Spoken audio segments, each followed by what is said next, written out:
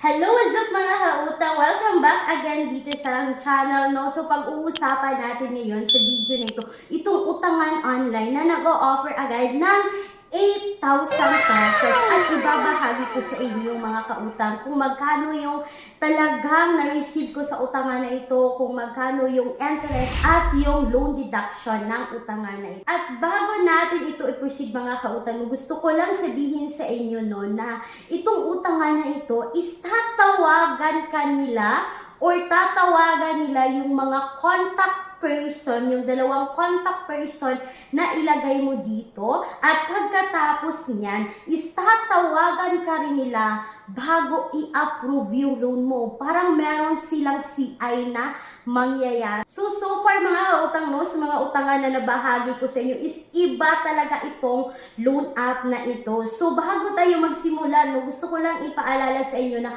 kung kayo ay employed or self-employed at gusto nyo mag-apply sa bangko is you can message me dito mga kautang para may bahagi ko sa inyo ang buong detalye. They offer minimum of 20,000, maximum of 2 million pesos. And please take note po that all applications submitted is subject for bank approval. So ito na nga, pag-uusapan natin ngayon, si Paotang Peso. Alam nyo ba mga kautang, si Paotang Peso po ay makikita natin sa Google Play Store or sa App Store. So nag-install po ako at nag-download ng kanilang app. Pero mga kautang, kung kayo dyan ay hindi ganahan na mag-install at mag-download ng app sa Google Play Store or sa App Store, is you can visit my description box or pinned comment section kasi maglalagay po ako dyan ng mga alternatives online loan app na subok na rin ng nakararami. So ito na nga, nag-download ako ni Paotang Peso. So kailangan po nilang i-access yung SMS, yung installed app natin,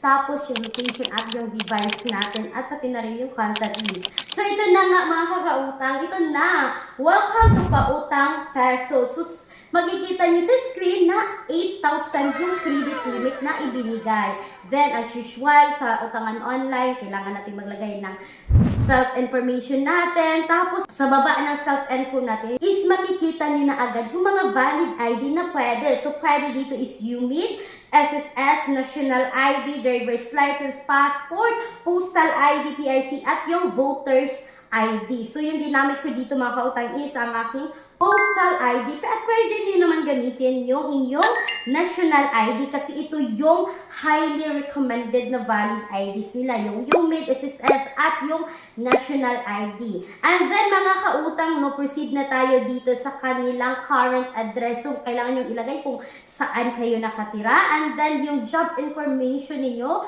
kung magkano yung monthly income, yung job type niyo, yung position, yung mga ganyan. And then mga kautang, proceed na din tayo dito sa kanilang emergency contact. So ito na yung sinabi ko mga kautang no, na nanghihingi sila ng isang guarantor at dalawang contact person. So yun nga mga kautang no, na tatawagan nila yan, contact person niyo, yung guarantor na ilagay niyo bago talaga ma-proceed yung inyong loan. And then mga kautang no, pagkatapos dyan is dito na tayo. So kailangan nyo mag-upload dito ng photo ng inyong valid ID at then meron silang face verification. And then mga kautang, pagkatapos niyan is meron din silang option dito. So kailangan nyo mag-upload dito na employee ID card, yung payroll ninyo, pwede rin employment certification, work group screenshot, yung mga ganyan. Pero ito po ay optional lamang. So, nakadepende po yan mga kautang no, kung talagang i-proceed ninyo.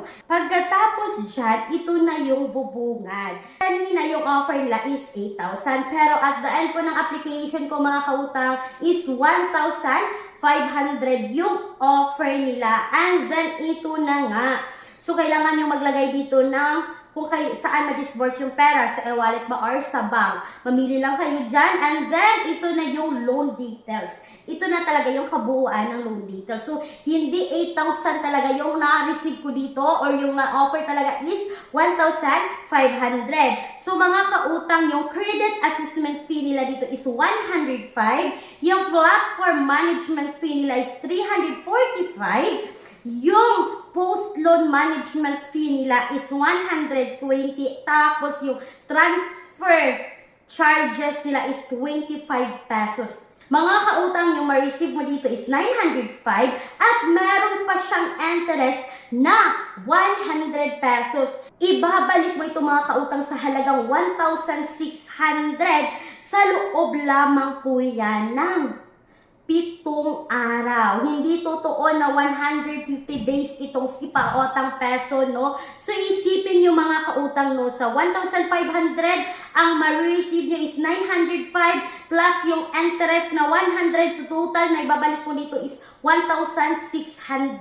So, akalain nyo mga kautang, no? Aabot ng 695 mga kautang yung interest at yung loan deduction ng utangan na ito within 7 days. So, yun po mga kautang, no, yung aking personal experience ito kay Pautang Peso. At alam nyo ba mga kautang, talagang hindi maganda sa utangan na ito. Pagkatapos mo mag-apply dito mga kautang, hindi mo pa agad makikita talaga kung kayo ay na-approve or na-decline dito. Wala pang ganyan kasi nga, tatawagan ka pa nila. So, ang pinakauna talaga nilang tawagan is yung guarantor ninyo. And then, alam nyo ba mga kautang, pag ikaw ay natawagan na, kahit sabihin mo pa mga kautang na, pwede hindi ko na ituloy yung loan ko kasi nga nakita ko yung interest. Ang lagi kasi magtataka yan sila eh. Bakit hindi mo natuloy yung application? Bakit nag-stop ka sa bandang huli na? Kaya tatawagan ka nila to proceed po ng application. At alam nyo ba yung nangyari mga kautang no, na talagang tinawagan nila, kahit sabihin mo nga ayaw mo nang i-proceed yung loan, is automatic na papasok yung pera, pumasok yung 905 sa account po mismo. So yun yung nangyari sa application dito kay Pautang Peso. Kulang ang budget, ang mahal ng mga bilihin. No problem, may solusyon tayo. Gamit ang isang valid ID, makakautang ka na sa loob ng 10 minutes o mas mabilis pa. Mag-apply ng loan kahit anong oras, kahit gabi o kahit weekends or holiday. Maaaring i-check ang pinned comment sa video na ito, bisitahin ang link at mag-apply na. Pero kung kayo dyan ay may ibang experience dito sa utangan na ito ni Pautang Peso, is you can comment po sa comment section para din mabasa ng ibang viewers natin. So that's all for today's video mga kautang. Pero para sa akin, itong utangan nito is hindi siya recommended. So ang napakaganda is makikita mo yung loan details, pero yun na nga, kahit hindi mo ituloy, is tatawagan ka pa rin. At tatawagan talaga yung guarantor or kinukomaker mo sa utangan na ito. So iba siya sa mga other loan app. So that's all for today's video mga kautang. Sana nagustuhan nyo ang video nito. Once again, this is Clarice, ang inyong number 1 palautang. Dahil utang is life. Thank you and bye-bye!